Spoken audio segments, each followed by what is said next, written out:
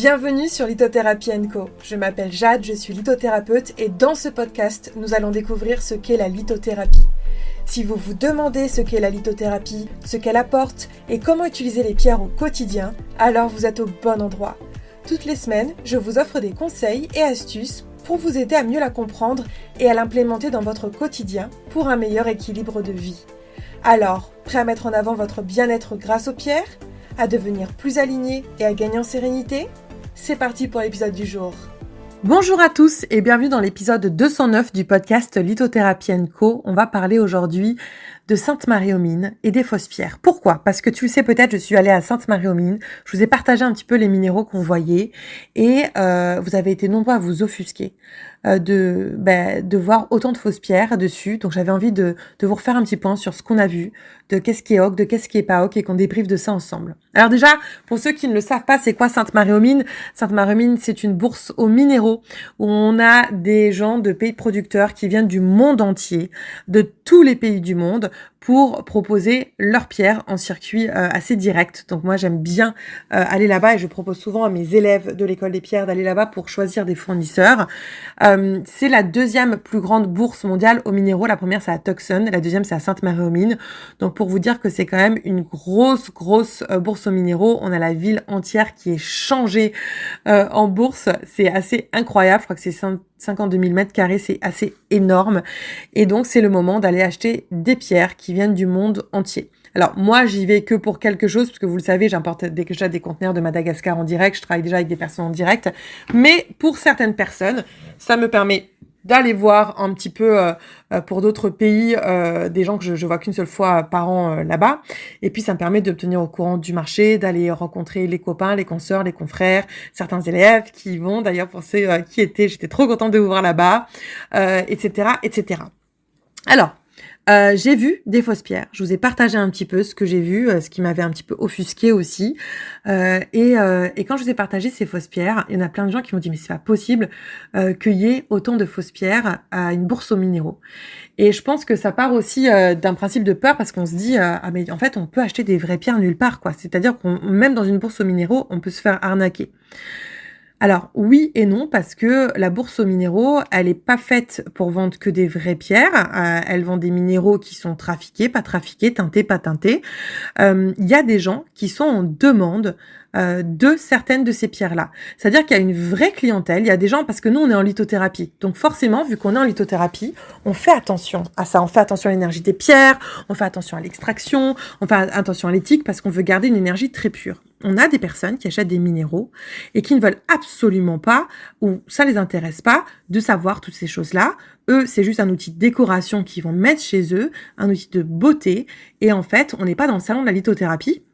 Et encore, je suis sûre que même s'il y avait un salon de la lithothérapie, il y aurait eu pas mal de faux. Mais tout ça pour vous dire que Sainte-Marie-aux-Mines, c'est une bourse aux minéraux et on a des gens qui sont friands de ça. Typiquement, les Chinois adorent les pierres trafiquées. Moi, j'ai un fournisseur marocain qui était avec ses petites géodes de cristal de roche. À l'intérieur, elles étaient violettes, bleues, teintées. Ça me faisait mal au cœur, mais il a des commandes, il a des demandes de gens qui ont besoin, qui ont envie de ça. Et donc, forcément, il répond à des demandes aussi. Et encore une fois, à ce moment-là, c'est pas forcément utilisé pour les vertus des pierres, c'est vraiment utilisé pour du beau. Et donc, c'est ça que j'aimerais vous expliquer aujourd'hui, c'est que cette bourse aux minéraux, c'est une bourse où en fait, on va trouver des gens de tous les horizons et on va trouver des pierres de tous les horizons pour des goûts de tous les horizons. Mais je comprends que ça vous offusque, surtout ici avec Codage, où vous savez à quel point moi je mets un point d'honneur à travailler sur des pierres éco-sourcées, qui soient éthiques, etc. Même si encore une fois, on peut pas toujours être parfait, c'est pas ce que je dis, je suis pas parfaite, loin de là. Mais forcément, vu que vous êtes ma communauté, vous êtes comme moi et je sais que ça vous fait mal au cœur. Mais je voulais vous expliquer un petit peu pourquoi. Parce que j'ai reçu vraiment des centaines de messages. Alors, ce qu'on va trouver en fausses pierres principalement sur ces marchés comme Sainte-Marie-aux-Mines, comme je vous l'ai dit, ça va être des géodes qui vont être teintées.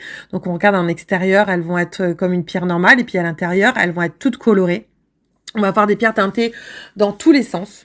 Vraiment, on va avoir des pierres qui vont être trafiquées comme les pierres Aquaora. Vous savez, c'est ces pierres qui vont être bombardées de titanium ou d'autres choses et qui vont avoir des reflets un peu paillettes, un peu licorne dessus. Ça, c'est très New Age. C'est vraiment très, très apprécié par certains types de clientèle. Et certaines personnes New Age, par exemple, aux vertus, confèrent même à ces pierres Aquaora des vertus licornes exceptionnelles, incroyables. C'est-à-dire que dans certains milieux, c'est très recherché d'avoir des pierres comme ça et ça, il faut le savoir. On va avoir des pierres qui sont chauffées aussi. comme par exemple des quartz fumés, beaucoup d'Amérique du Sud qui vont être chauffés pour leur donner une couleur beaucoup plus intense, un marron beaucoup plus intense, ou par exemple comme des améthystes, les améthystes qui vont être chauffés et qui vont se transformer en fausse citrine et qu'on va vendre d'ailleurs pour de la citrine ou de la fausse citrine en fonction de l'éthique. Et ça, c'est quelque chose qu'on va beaucoup trouver. On va avoir des pierres qui vont être en plastique, des pierres qui vont être en verre carrément même. En fait, on peut vraiment trouver beaucoup de choses en fausse pierre là-bas. Alors, là où j'ai envie de vous dire, c'est pour moi, de vendre ces pierres-là si on n'a pas si on ne trompe pas le consommateur. C'est-à-dire que par exemple, moi, ce qui m'offusque dans ces moments-là, c'est quand on vend une pierre pour la citrine alors que c'est de l'améthyste chauffée. Moi, je trouve que là, du coup, c'est mensonger. Et c'est là où c'est pas forcément bon. On devrait appeler un chat à chat. Où on devrait marquer teinté ou ou chauffé ou trafiqué. Enfin voilà, on devrait marquer pour que les gens le sachent. Et je trouve que c'est là où c'est compliqué. On le sait pas forcément. On sait pas forcément le travail qu'il y a eu dessus. Et c'est là où moi, je suis pas d'accord parce que effectivement, bon bah nous, on le connaît par expérience, hein, bien évidemment. Mais il y a d'autres choses où vous pouvez pas savoir. Et honnêtement, moi, je vois des consoeurs, des fois, vendre des conneries, excusez-moi de le dire, mais c'est pas de leur faute parce que elles le savent pas forcément. Le vendeur leur dit pas. Souvent, ils sont prêts à faire des ventes en fonction des éthiques de chacun parce que tout le monde n'est pas forcément 100% clean là-bas. Même si, attention, il y a des gens qui sont extraordinaires avec qui j'adore travailler.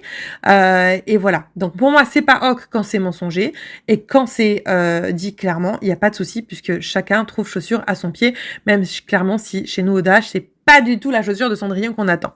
Voilà, j'espère que vous avez pu voir un petit peu pourquoi il y avait autant de pierres chauffées là-bas. Je vous mets le lien vers l'école, vers Audage, si vous avez envie de trouver des vraies pierres éco-sourcées qui sont pas trafiquées du tout. Je vous fais plein de gros bisous d'amour et je vous dis à très vite. Ciao, ciao.